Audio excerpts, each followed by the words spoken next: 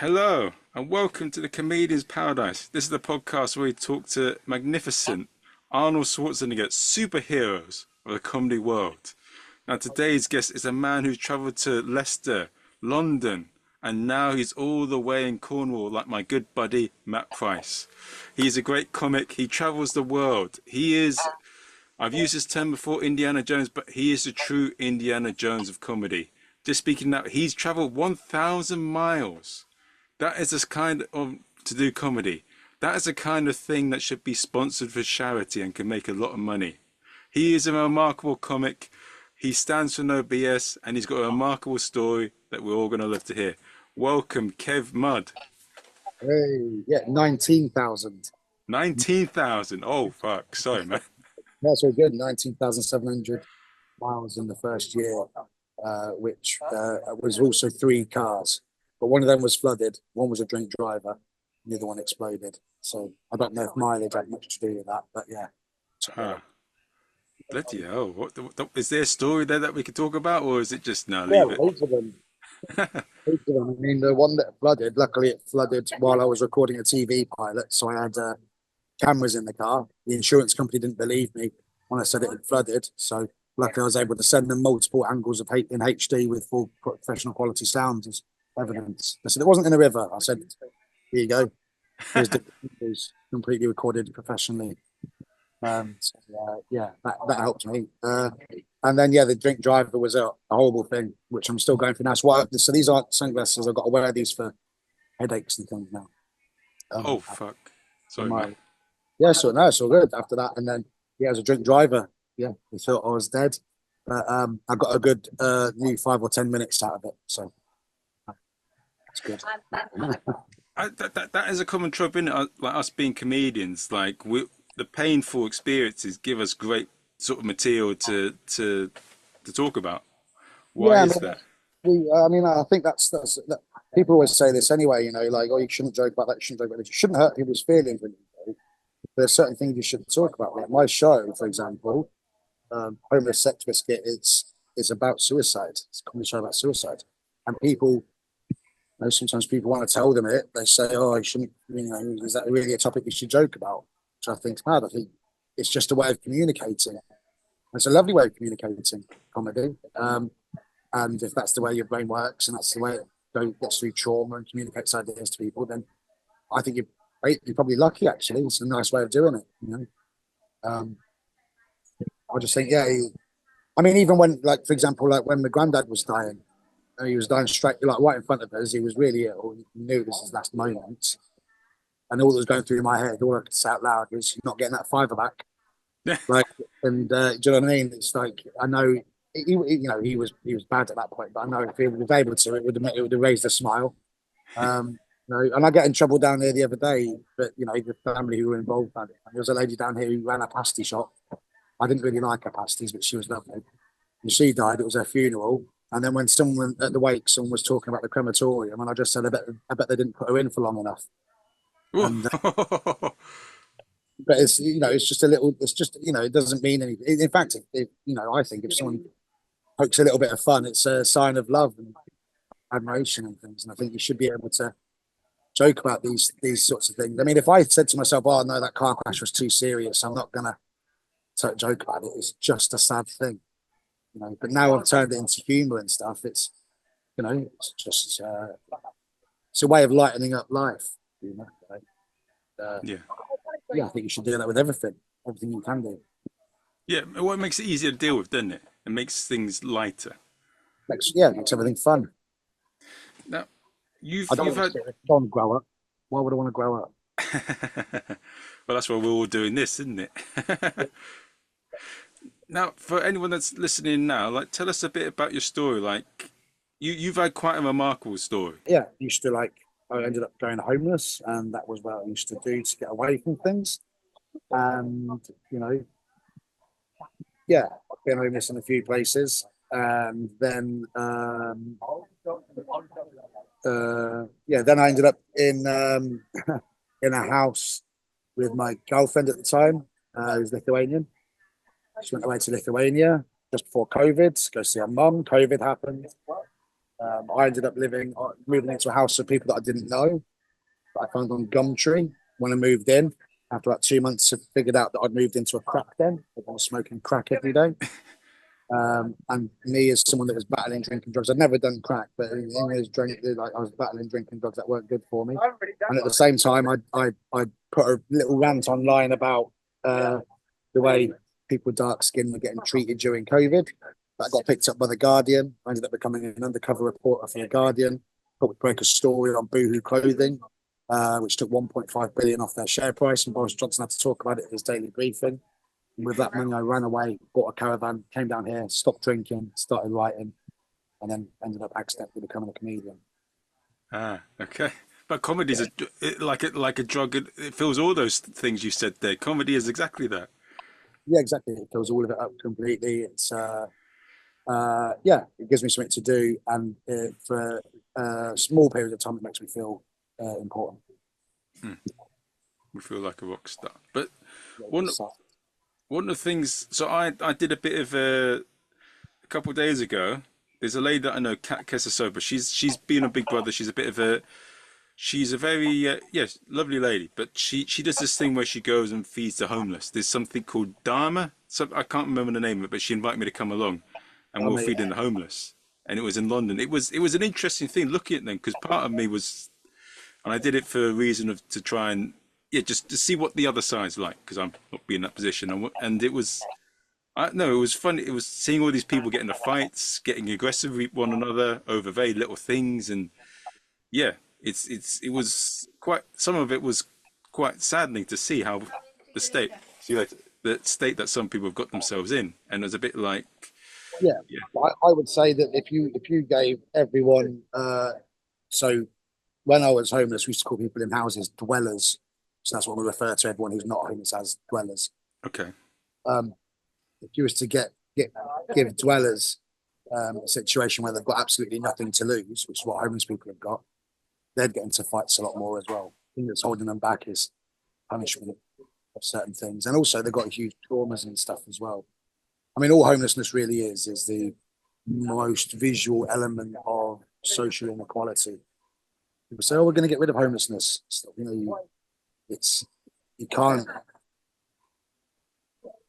It's inequality you need to get rid of. So such vast amounts of inequality. Like I live in a little caravan in Cornwall on a sheep field. I'm very fortunate up on the cliffs.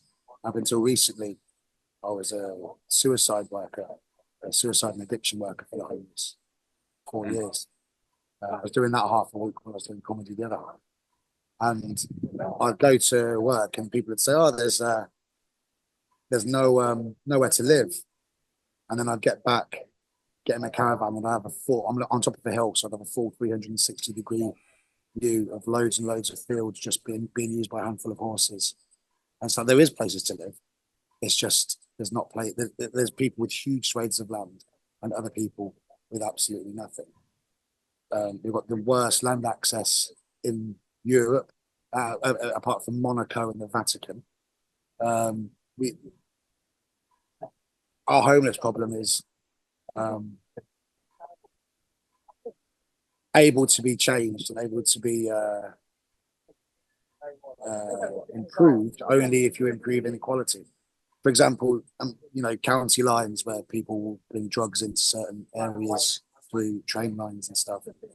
So they'll generally tend to aim for young people like kids, but they'll also aim for homeless people. Well, sorry, they'll aim for homeless people. And I used to work alongside a lot of that going on as well.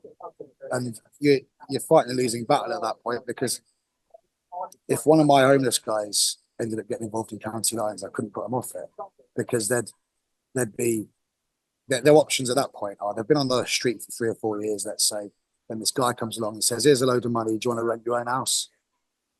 All you've got to do is deal drugs for us." And they go, "Yeah, of course." So now they're inside. I have to mm, then say, "Look, this is a bad thing. You don't want to be doing that because if you do that, the police might catch you." And they say, "Yeah, what happens?" Well, they'll put me inside, wouldn't they? mm. So they end up inside regardless. So you got, the reason we've got a problem with county lines is because drug dealers are looking after our homeless better than our government is. Ah. you can't ask them to rely on the government and the council because they haven't done anything. Whereas drug dealers from another city have given them means to live somewhere. That's the Yeah. situation where we are with that. They really, I mean, one of the big issues is homeless people don't tend to vote. So no, that's one of the things I think that they're not really care about too much. And also, they're kind of handy, homeless people, because the threat of homelessness is what keeps a lot of people going to meaningless 0-hour contract jobs that just keep a roof over their head, spend their entire life stacking beans with no money whatsoever, just to be able to pay a little bit of rent for a mouldy flat. Because if you got rid of homelessness and said you weren't able to be homeless, there's a lot of people who go, well, sod it then.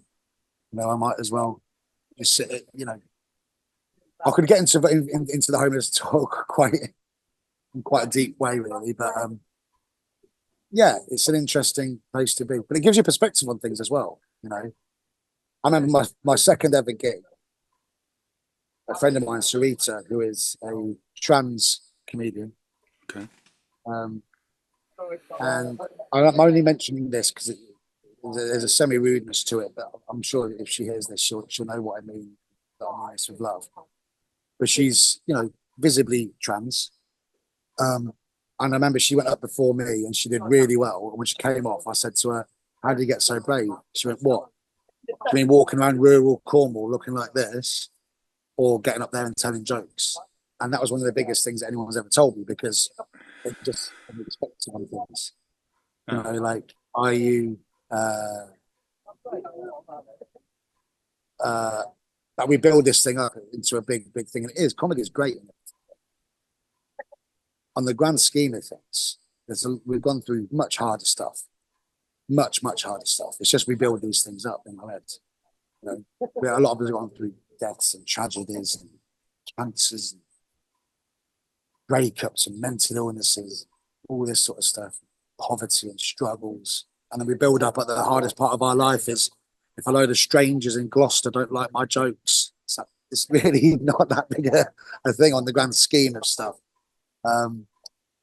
So that was a massive thing for me. Like, I'm quite fearless in terms of going up on stage and things like that. I'm still working on certain elements of it. There's certain things I want to be able to do on stage. Like, I find it quite hard to be on stage and say stuff that's disagreeable sometimes. But I'm getting better at that now. I used to dip my toe into some things. Like, if I was somewhere where people were kind of a bit older and posher, I'd keep my opinions to myself a little bit more. But I'm starting to move away from that. And I don't want to be combative with it, but start talking to people about, start putting across what I think, and don't worry about whether they actually like me as a person, because my opinion is. I think that's a difficult thing. Yeah. Are we in an age where now people are destroying people just for their opinions? And I think when it comes to a lot of these subjects, about gender identity and this, that, the other, there's stuff to be said. If you're not going to say anything like anything different, anything worth saying, anything that adds to conversation, you're just going to make some joke about it, which is clever wordplay at the expense of people's feelings and stuff. You're gonna have problems with the audience. The audience are going to give you problems because they're going to feel uncomfortable. You're not doing yourself any favors. So, one of the things I like doing is when someone says you can't say anything these days, I like replying with, "What do you want to say?" And they usually pretty quiet. I just go, "Say it." And they go, "No, so we don't." Even when you give them permission, you don't want to, because it's uncomfortable, isn't it? And you go, "Yeah." So some things are uncomfortable to say. You can't. You wouldn't go up to a stranger and say, "I like punching people in the face," because it gives the wrong impression of them. And there's nuances in every subject that are like that. If you can't get around them, then don't say them. If you're going to hurt people's feelings, then you're going to kind of fuck your joke up generally. And people aren't going to want to book you on things. Again, it depends what you're in it for. I'm never going to speak for everyone else, but yeah, I wouldn't want to go anywhere near hurting anyone's feelings unless their feelings deserve to be hurt. And with everything going on in the world at the moment, I don't think anyone, because of their colour, their sexual identity or anything like that, they shouldn't have their feelings hurt because of those sorts of things.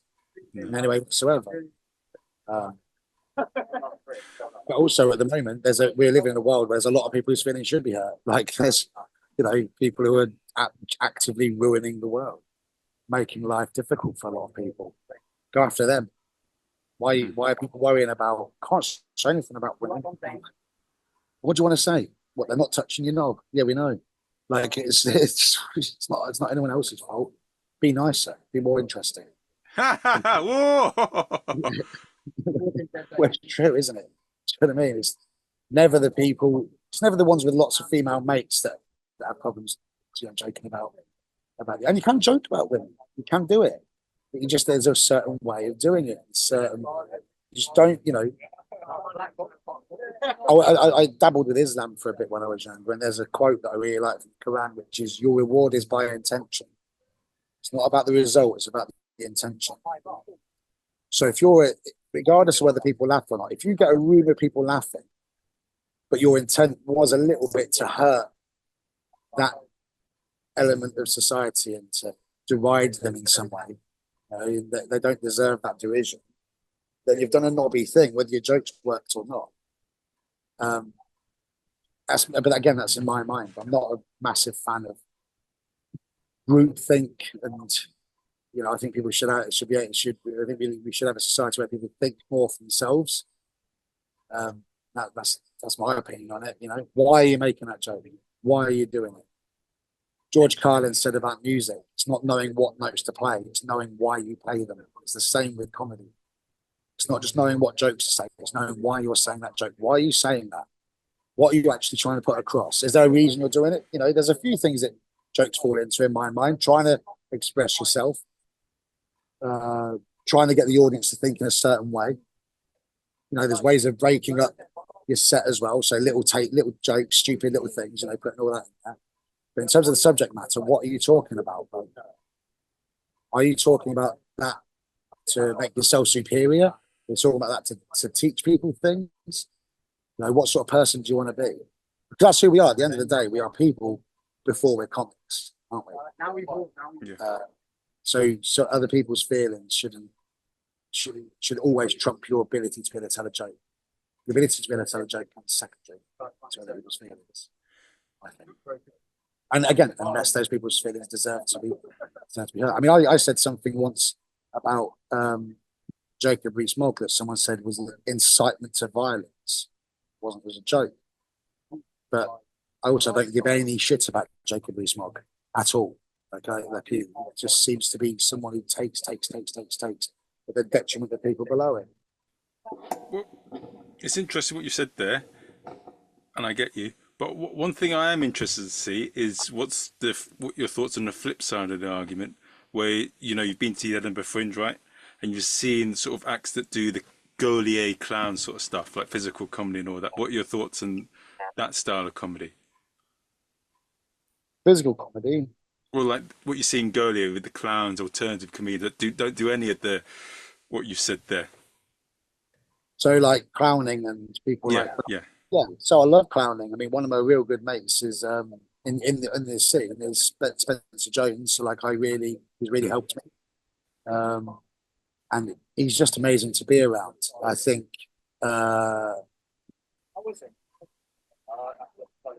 there's a few people who, on and off stage, are very their personas follow through. And there's quite a few people who have helped me out a lot and lent me a helping hand. I've been very lucky in terms of the people that I've actually bumped into and helped, and they've helped me. But three people are known for kind of their clowning.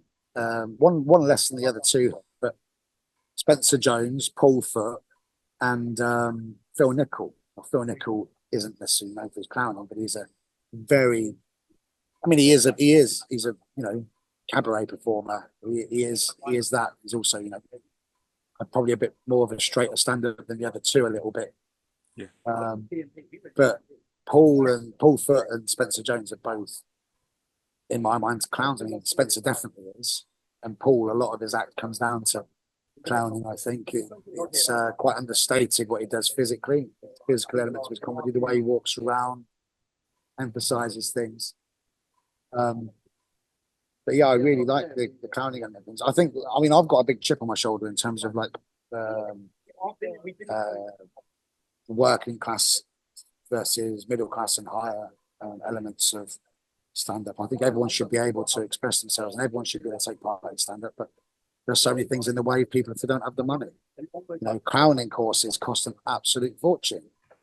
And you see within the clowning community, a lot of them tend to be middle class people. And it's not that I've got against those guys doing that whatsoever. I'm happy. I've heard some lovely things about some of the people. It's no secret that Elf Lyons is from a very well-to-do family, but I've heard nothing but nice things about her. And you know, Paul's family, I don't think they're necessarily wealthy, but he's, you know, I don't know. I won't say it out loud, but my guess would be that Paul. I've never asked him. My guess would be that Paul isn't necessarily working class. You know, he went to Cambridge and things. That doesn't mean anything these days. You can only class do that really.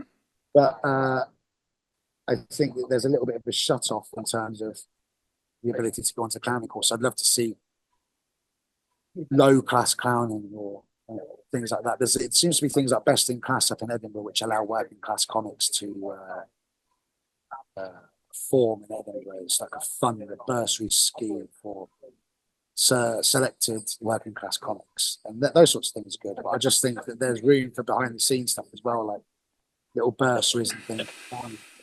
Really hard to get bursaries and stuff if you need them in comedy, because stand-up comedy isn't an art form according to the Arts Council. Yeah, if it rhymes, then it is, because then it's spoken word, which is fucking mental. You know, it's in fact, there's probably a bit in that. I mean, in fact, I'm going to do a bit in that. I'll let you know how it goes. I'm going to get a bit of mine. I'm going to change my bits into rhyming, just to see if I can get one bit of my hour set funded. So, you know, thanks to this little 5-minute section in the middle, your tickets were £1 less than they should have been. I mean, imagine that skill and the ability to be able to do that, be able to actually, you know, get audiences to laugh without words, just with movement. Crazy. I mean, the whole thing, if you think about what comedy is and break it all down anyway, it's absolutely mental. Like when you get doing stand-up comedy, you're making an entire room change their breathing pattern by saying some words, a load of strangers. Crazy. And those words are generally little puzzles. So you take them one way, and then you take them the other, and when they understand what you've done, they go, ha, ha, ha, ha, ha. It's absolutely insane.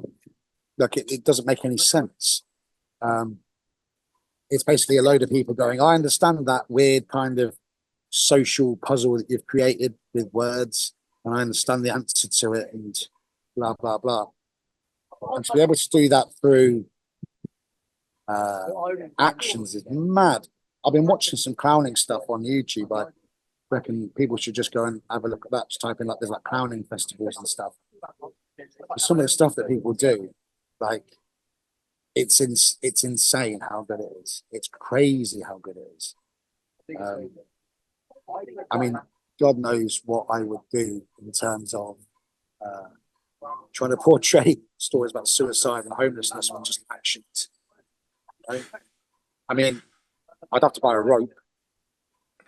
There it is interesting. Well, I mean, a lot of the clowning that we're exposed to is Gaulier, sort of Lecoq clowning. But there's a big base of it in America as well. Like they've got the Ringling Bros, and they've got all these. I interviewed some of them as well, but there's a lot of that as well, which doesn't get talked about as much. Like a lot of the stuff you see in the Edinburgh Fringe, they're all from Gaulier. For people who aren't on the circuit, like aren't comedians, like probably should say that clowning is a big part of the discussion in green rooms. Well, it's one of the things that's spoken about quite regularly in green rooms. In terms of moving forward, you know, I've been told before that I'd benefit from a clowning course, and I just can't afford to go. Can't afford to do it. It's you could definitely tell. In my mind, you can definitely tell people have done clowning when you see them on stage and things.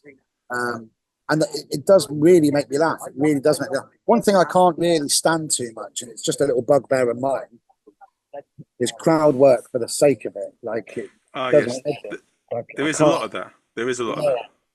because a lot of people are looking, seeing all the clips on Instagram and stuff, and occasionally it works, and if it works, it's great. But I don't care that Barry from Preston likes apples. I really don't care. Like, if you've got nothing more interesting to say on stage, then give the microphone to someone else. Like, you Whoa! say something that's interesting. Again, I'm not a problem. I've not got a problem with people who do really good crowd work. Greg Winfield, you know, if you know Greg Winfield, unbelievable at it. Great. I could watch him forever. He's really good. But yeah, there's certain things that I watch that just aren't to my taste. Yeah, which is how it should be. But there was also a topic that you talk about that you feel that, yeah, what you said about clown is 100% true. When I went to go earlier, it is all of a certain ilk. But Yeah, yeah, in Edinburgh Fringe, there is a bit of that as well. In terms of that, it's most like I've spoken to a few comics this year about it, and they're saying that. I mean, one of them told me, I won't say who, but he says now it's turned the stage. I mean, this is so obvious, but now it's you got the PBH Laughing Horse. That's the regular man's fringe, but now you got the posh man's fringe with the paid venues. And like, if you want to get reviews and stuff, you need to do the posh ones. yeah. Like, I'm not my. I'm not. I won't give too much away at the moment. But my plan with Edinburgh is to do my own thing, as in, like, maybe even set up my own venue somewhere. And there's bits of movement been made on that. So I just don't want to play. I don't want to play people's silly games. You know, all this money to go up and this, that, the other. It really doesn't interest me too much. People saying you must do this. You don't really need to at all. I saw the Shappy Sandy, well, about a year ago now. I found myself in a very fortunate situation where I was sitting on a table. It was me, Shappy Sandy, Tim Key, and Hugh Davis. I was like, Oh, Christ, yeah, like, a bit starstruck and stuff. I was talking to Shappy, and she said, the biggest advice I can give you is when people say you've got to do this, just tell them, no, I don't. Just do it, make your own path, make your own journey. And the biggest version of that, I think, at the moment is Edinburgh. You know, I've already seen on Facebook, I see a mixture of two things. People, you know, rightfully, you know, bathing themselves in success because things are going well and putting up all their, you know, happy statuses and pictures. And then other people whose mental health has declined to such a point that they've either had to stop it or they're going to be paying for this emotionally and with their health for the next, you know, at least year. You know, people losing 4 or 5 grand and stuff. It's just another way of taking money off people with the promise of, you know, things will get better. John Steinbeck said, we all see ourselves, every single person sees themselves as temporarily inconvenienced millionaires. And I think that's magnified when you kind of. I think that we're seeing ourselves as temporarily inconvenient superstars. Like, oh, we'll make it one day, we'll do this, we'll do that. I think you need to rewind and realize why you are doing this in the first place. If you're doing this to get famous, then good luck to you. Keep going to Edinburgh and keep trying that route, you know, things like that. But if you're doing it to express yourself, don't be paying 4 or 5 quid for someone from the Scotsman to tell you whether they think you're good or not. I don't care. I don't read the Scotsman. I mean, if they want to say I'm good or anyone's good, nice, lovely. But I'm not going to pay for the privilege. I'm not going to do it. And I had an agent say to me the other day, well, it's the way it's done.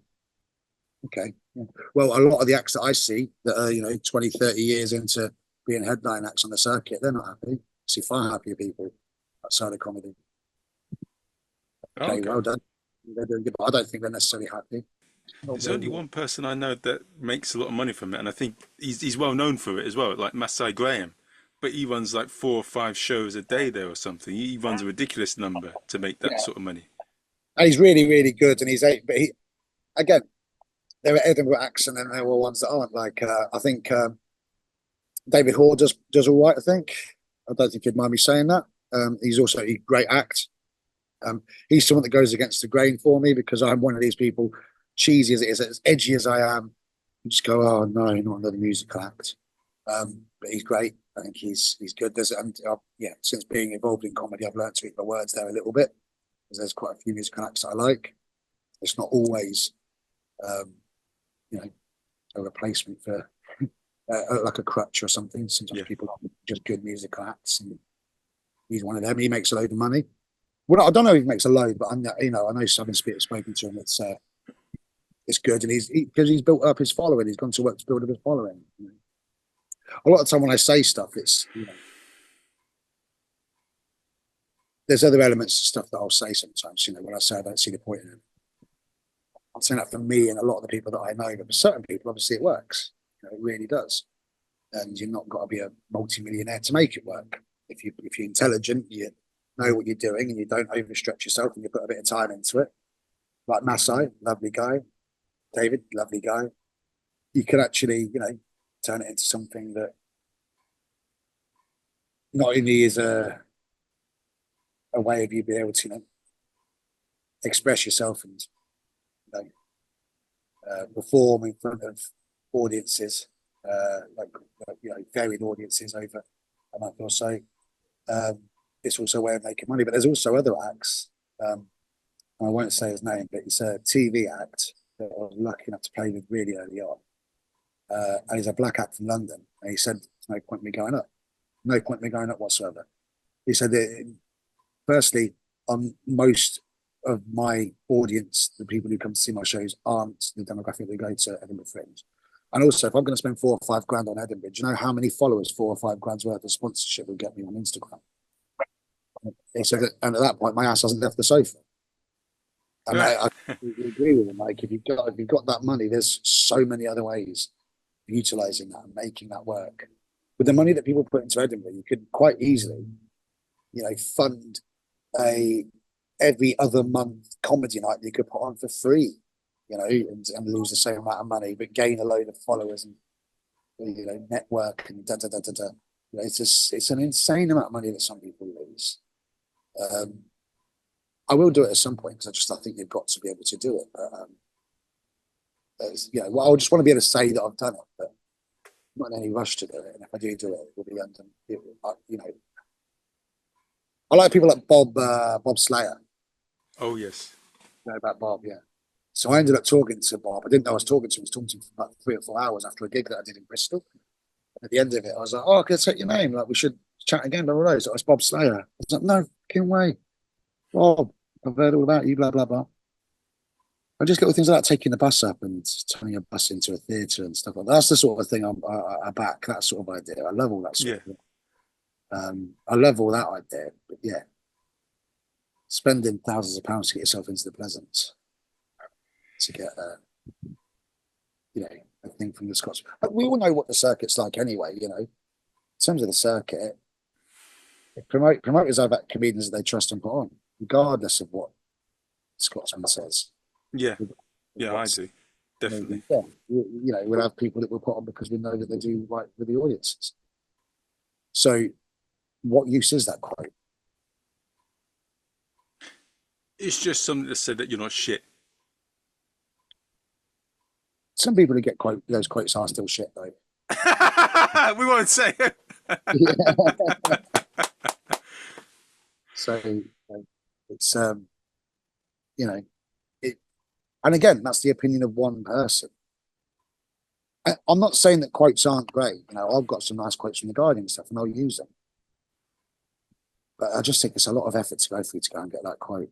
I think it's a lot of effort to go through to go and get that, and say that you've done a good Edinburgh run and to get in front of people. There's other ways of doing it. Get in front of the right people. Yeah. So basically, he's people don't put it. People put so much attention into one thing. I always think, look the other way. Look at what other people are doing somewhere else. Look at other ways of getting an instinct. Loads of other ways that people don't concentrate on. It used to be the only way to get yourself out there. It used to be. Yeah, but there was like a direct line there. So you go and perform somewhere. You go to Edinburgh. You get on telly. You go and do a tour. But people don't. It's not like that anymore. You can't get on telly now anyway. There's everyone on telly is legacy comedians because telly doesn't have the same pool that it used to have. They can't take risks like they used to. They used to take risks on acts. They can't do that now. Everything now has to work because everything is so on the line. You can't do anything like that. You've got to. you have to kind of make it on your own, in your own little way. I think that's that's what I'm trying to get to. Edinburgh for me comes down to picking the battles, and there's nothing that shows me at the moment that Edinburgh's worth picking. And I see that on loads of acts as well. When I'm asking people if they're going to Edinburgh, it's not now. It's starting to move away from I can't afford it into I can't be bothered. Yes, that's true. Do you know what I mean? Like people are just going, like, well, I can't. What? Like, why the fuck would I do that? Like it looks like a ball ache for very little reward, and it will die.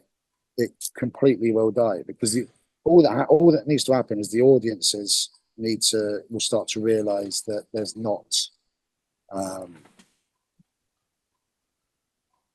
It's not that like when the all the yeah, as soon as the audiences start to realise it's not the holy grail that it says it is, I think we'll start to see a bit of a downturn in comedy there. I think other art forms will probably start taking precedent. Don't know. I'm not, I'm just kind of guessing here, but I can see comedy like leaving Edinburgh Fringe behind. I mean, it's completely eating itself, which is what all capitalist movements do. That's what it is. It's a capitalist venture. It's eating itself. I don't know. I know we're talking about Edinburgh at the moment, but I just think it seems like a bit of a pointless thing. Also, we hold it in such high regard, and people do talk about it. But you talk to some people about it, and they're just like, "Oh, is that on at the moment?" Like it's not this huge thing that if you took all your comedian friends off Facebook, you wouldn't see it really mentioned too much. It's not like the public in general think it's some sort of huge, great big thing. It's just acts, and it's the competitive nature of it's horrible as well. Competitive nature. I mean, I'm someone who's done very, very well in competitions. Within 3 or 4 months of picking up the mic at my first open mic, I was in the final of British Comedian of the Year. Within a few months after that, I was on my 4th gig. I was in the final of the Cornish Comedian of the Year. Within 2 or 3 months after the first one, I was in Bath New Act final. I've got the honorary mention there. Won the UK Pun Championship. Like I've done really well in things, but yeah, that competitive nature. There's a desperation to comedians. I think it's a mixture of wanting to be able to express yourself and also not wanting to get a normal job. And I think, yeah, there's a healthy amount of competitive. There's a healthy amount. There's a healthy amount of competitive stuff that goes on in comedy. Like when you're on like a pro night or something, or even a new material night, and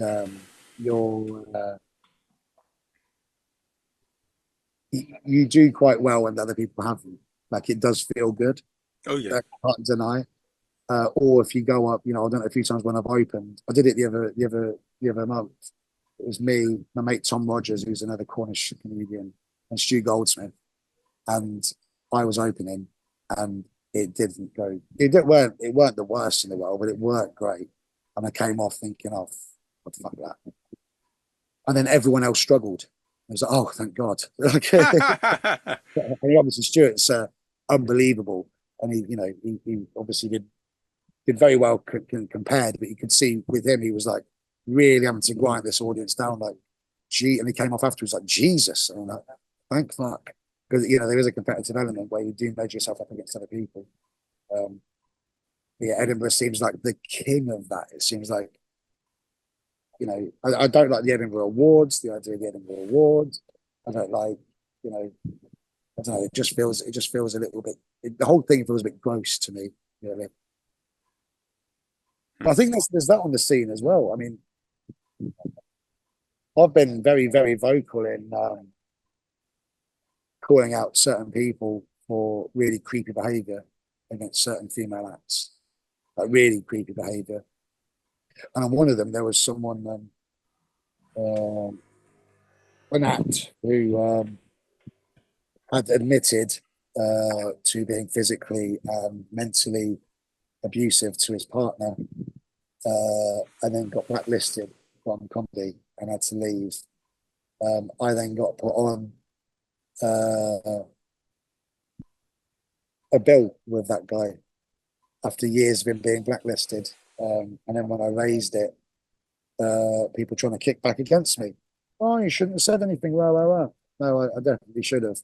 I think people worry too much about their career and not enough about their own integrity. Sometimes I think that's another issue in comedy. People will uh, they'll worry too much about what things will do for their career. So, like for example, yeah, because it's not my podcast. If it was my podcast, I'd say it, but I don't want to say it on yours because it's your podcast. But like, so I won't say the name. But yeah, this big booking agency, should we say? Oh, I know. Everyone said about how bad it was and how they'd done bad things, and you know, but then they still went and did gigs for them. Oh, I know. I'm now blacklisted because they don't want me to be part of their thing or whatever. I wouldn't work with them anyway. So, Oh, they didn't mean they're good guys, really. It's like, no, they're not. Like everyone you talk to over years and years and years and years, there's complaint, but everyone will go and do 50 I quid. know. I Yeah, know who exactly. it is. I know who it is, and I can say it. But when I chatted to the person on the podcast, I thought I thought they were all right. So I don't know fully what goes on, but I think I know the agency you're talking about, and I think it begins with M, It and does, yeah. it's got a C in it as well. Yeah. So It's got, it's mirth control. yeah, certainly has got a C in it. There's yeah, like I just think it's you know, my own personal opinion. There's things I've heard from various people. I mean, the payment is terrible anyway. You got the big acts are leaving. I'm yeah, I got put on with two people. One person who had been a self-confessed sleaze and violent person towards women. This is like 4 or 5 days after the Russell Brand thing. Okay? And it's my first gig with them. And I'm looking forward to gigging with them because, again, when you first start off, people say, oh, these are things you've got to do. And they're one of the people you've got to work with at some point. And then that happened. And I was like, do you know what? I was messaging them again and again and again, get me off the line. About 4 or 5 days in, I was getting hold of their artists to tell them to take me off. I heard nothing. And then I got an RC email back, big RC email going, Bob, you shouldn't have gone public about it. I was like, my name is on that. Regardless of anything else, my name's on that next to people. I don't want anyone to think I'm in any way like that. Like when in my job, like working with mental health for homeless people, I work with the women's centre with people that go through abuse and stuff. So I don't react very well as people put me on things like that. And I don't think other people should either. But people completely forget their morals and integrity and stuff for 50 quid on a Tuesday to try and to back it up. Like I'm not saying that's everyone. I'm just saying there's certain conversations about with certain acts. You go, yeah, that's horrible. Yeah, that's grim. But yeah, I'll go and play for them somewhere in a horrible gig that I don't like because I want the money. So take up a paper round on that day if you really need 50. Ah, Like, we moan about people in our industry being sleazes and our industry being a horrible place, but people are very cheap. They're bought very cheaply. I understand it. In my situation, I say I've got integrity, but I also need someone giving me enough money to buy a nice new van. I could probably swallow my integrity for a night. It's never that. It's always someone offering 50, 40, 50 quid for a shit gig that they don't want to do. You see the conversations all the time. Oh no, it's horrible. I don't like it. Blah blah blah. Yes, these. Yes, yeah, yes, it's these. Yes, it's scummy. Blah blah blah blah blah. Turning up to people's weddings with escorts and stuff. yes, Just I all. heard that. I did hear that. I heard. Oh, for fuck's sake! No, I don't want to say it because I've had them on the podcast. So I'm not really. I don't want to be someone that's. I don't. Yeah, I've I heard. understand. I understand. Yeah. I mean, it's basically the thing that annoyed me is that I got involved. I was involved in it. I wouldn't have said anything, but I was involved in it. I was fully involved from the start. They put my name into it, wouldn't take my name off. So I thought, well, if my name's going to be involved in it, I'll show exactly what I think. And then the reactions of them since then is, yeah. I mean, this is all of these thoughts and opinions are my own. Like, no, it's nothing. There's, yeah, it's not anyone like, well, no, there's a lot of people who say stuff about these sorts of people. But that's just one example as well. I do think it's slightly unfair putting it completely on just on them because there's a whole systematic problem. There was someone in the local on a local comedy forum who was having a moan at a female act, blah blah blah, bigging himself up as this amazing promoter, and it took about 6, 7 months to get paid from this person. It took ages. We'd get banging on about it for ages for this person, just constantly banging on. And again, they're not amazing gigs. I'm thankful for stage time, but I'll find stage time somewhere else if I need to. I don't owe you anything. This whole idea that someone's important. There's nurses and doctors out there. The fact you've told jokes for 10 years longer than I have doesn't give you any authority over me to be able to keep money and to be able to, do any of this sort of stuff. So someone just put this thing up, blah, blah, blah. He was being a bit cocky. All I said was, it took ages to pay me. And all hell kicked off. His ego got hurt. People said, he's a nice guy.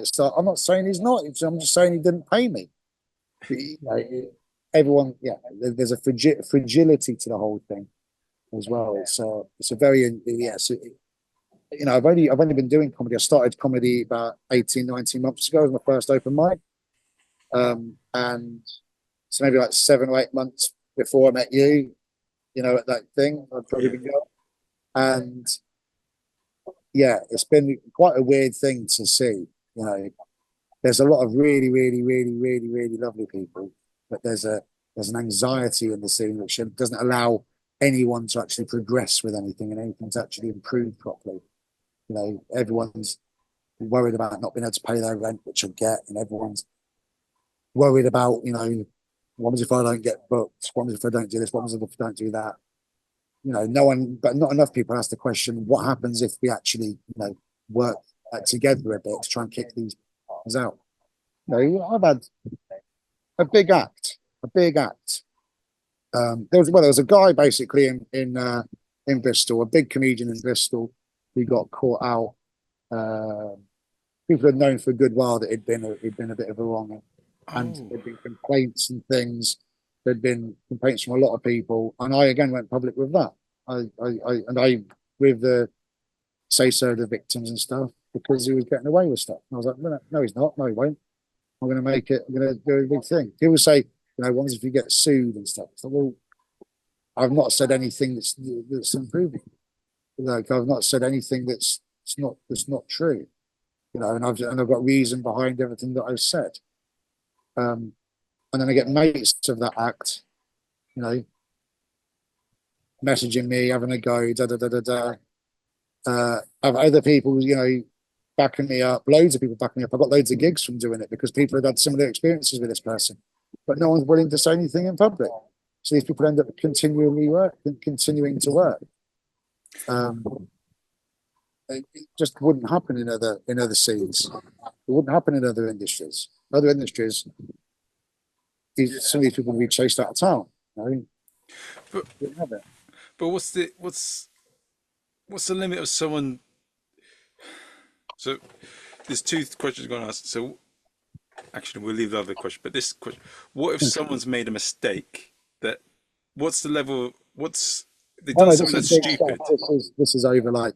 But they've changed as a person. They're sorry. What's the level of someone what's an example that you've come across where a comedian's done a bad thing but they've changed and they've apologized for it and now they're all right?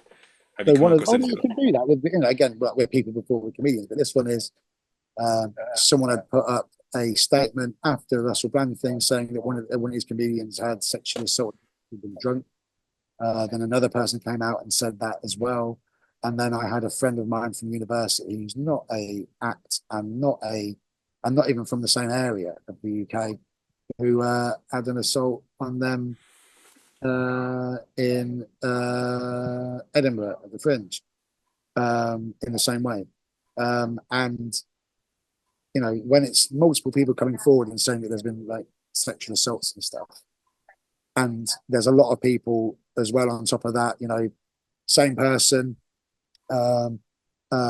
used to do a bit about forcing the youngest girl on the front row of the audience to tell them when they had their first period, even if they got comfortable with it. That was part of their set and spiel. They blacklisted a few acts for kind of like almost like a cock blocking thing, a little bit like, no, she doesn't want to talk to you, man. Leave her alone, sort of thing. He also called a prominent female act the N-word in a Ooh. private message, which went about everywhere. Um, you know, and worked for worked for uh, a BBC Comedy Award as a judge, and it was only up until recently. Is it Get Out? The industry sexual abuse charity backed up and got him replaced as a judge. The whole thing's an absolute mess. We've been going on about it for years. A load of us had. It's not just me. There's a lot of people who've been talking about this. There's a few people who've been blacklisted from clubs because of it. But it's got to that point where we've got people who are both acts and not acts complaining about sexual assault and stuff. 2% of sexual assaults end up going to court. 2% of reported sexual assaults go to court, and reported ones. So people haven't got any faith in the justice system. This person's got really famous friends, and even then, when you bring it up, people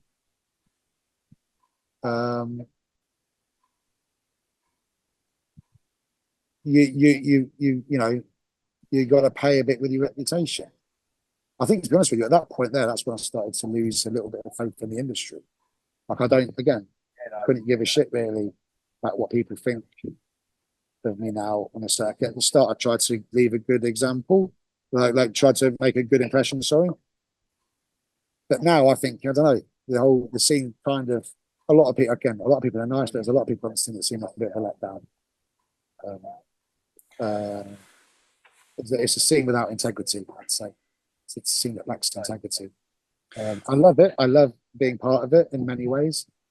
But yeah, I'm not up for being quiet or worrying about who's going to book me, who's not going to book me, or what this person thinks of me. I didn't get into this for, you know, the comedian of the year to like me. I got into this for the audience to like me. Working at the moment. What advice would you give to yeah, we'll say it. What advice would you give to female comics coming into this industry then? I think the biggest one to give wouldn't be to female comics, it would be for male comics to listen. That's what I would say. And I think that there's actually room for female comics to put together presentations and things to be able to talk to male comics about their experiences. Certain things that we don't think about, for example, like real nice guy, Tom Hutchinson in Bristol, he put me up without meeting me. Never met me, put me up one night because I just put a message in. Has anyone got anywhere so I can stay in Bristol on this night? It's freezing. I can't sleep in my vehicle. I'm so cold, blah, blah, blah. Straight away, he was like, yeah, come stay at mine. Gave me a bed. Lovely. Real nice guy. But that's only something I can do because I'm male. If I was female, there's no way I could do that. There's no way I could just take up a stranger's offer of staying in somewhere. The way, like, knobheads on the scene, male and female, there's knobheads on both sides, but creepy males on the comedy scene, it's epidemic proportions, I would say. I think in society in general, men don't understand the issues that women go through. Like, we don't realize like just how grim the female experience is of males in society at the moment, and it's shut down quite a lot. It's a weaponized conversation for a society, for an industry of people who like attention. Sure as hell don't like certain elements of attention. They only want the good attention. They don't want to risk the bad one, you know, the bad attention anyway. Speak out, be friends to your female comedians, look out for them, check in on them, make sure things are all right. Have a bit of integrity and put yourself forward as a person before you put yourself forward as a comic. Think about the micro society that they've got within this industry before you think about how many people you're going to tell jokes to. Let's just what's it called? So for people that are listening back on the podcast, what advice do you have for them on getting better as a comic? Or yeah, what advice do you have for them, and how do people find out about you? So getting better as a comic, I would say you need to be kind of fearless. Eddie Izzard quote: "To be a good comic, you need to be able to be someone who walks to the edge of a cliff and carries on walking."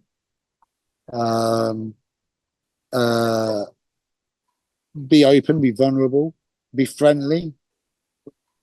Someone I really like at the moment is Louisa. I'm terrible at pronouncing her surname. Louisa Emilian. Yeah, and she's real nice. If you look at her, one of the great things that she has is she's so lovely on stage. Mark Simmons, so lovely on stage. All these people are just so lovely. It's about making friends. I see dating. I see comedy as very much like speed dating. I've never actually been speed dating, but it's what I imagine it to be. You just speed dating with 200 people at once. You know, it's like, this is a bit about me. This is a sad thing. This is a happy thing. Hope you enjoyed me being here. Blah blah blah blah blah. Come see me again. You don't start. You don't want to start causing ruckus with the audience. You try and make friends with them. I would say as well, you need to. In my opinion, comedian is what we call it because that's what we have to put down on our tax forms. But what we really are, a lot of us are writers who happen to express that writing through comedy. And I think that you should, in my opinion, you need to have a good process. Yeah, but also realize why you're doing it. A big question is, so get your process, realize why you're doing it,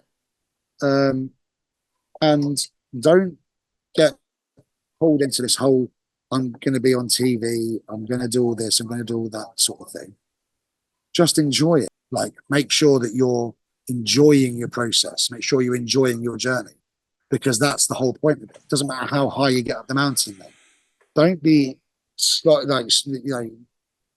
really doing yourself in and harming yourself and having a horrible time trying to get to the top, allowing it to affect your mental health, and chasing Edinburgh and chasing agents and chasing this and that. Write some good jokes, be funny, make some friends, for a bit of integrity.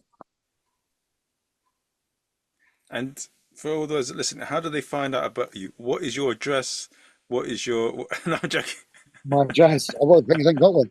So I live in a caravan up on the cliffs in Cornwall. kevmud.com, single D, KEVMUD.com. There's loads of stuff on there. Got my tour on there. There will be a book on there soon. I'm writing a book. There will be a podcast on there or two. There's my little TV pilot's on there, which is in pre-production at the moment. There's just loads of little bits and bobs on there. Yeah, so kevmud.com. Check it out. Have a little look. And if you're coming down to Cornwall, just pop me a message. I'm happy to give people a few little places to. If you're an act, send me a message. There's a few people down there who book gigs. I'm not one of them, but I can put you in touch with the right people. We've got Ben Trelaw, Tom Rogers, Tom Glover, Graham Wilkes. I would say as well, like, come down. If you're not doing Edinburgh, I think there's room for people to come down here and start performing in front of tourists. There's loads of people down here. It's a lovely place to be. Okay. Get yourself a tent. Come down, start booking yourself some gigs, go around Cornwall for a week or two, doing a few gigs for beer money, and drive back again in the summer. Do that. I'll say hello then. Yes, guys, do that. And I'll see you guys. I hope you've enjoyed the episode. I'm going to share it around in a couple of weeks or so. I've got a comedian. I'm speaking to Lena tomorrow, who's a lovely comedian. And what else is there? I'm speaking to Don Biswas next week, who's one of my favourite joke writers on the circuit. I hope you've enjoyed the episode. What a nice guy as well. And he's a guy, like, when I say about integrity, he's someone I always see sticking up stuff. So, yeah. He's a cool guy. He's a real cool guy. Real nice guy, yeah. I've never actually met him, but we've spoken a few times. I'll tell him you said hi. Yeah, tell him I said hi. Yeah, right. For sure. Take care, guys, and I'll see you guys soon.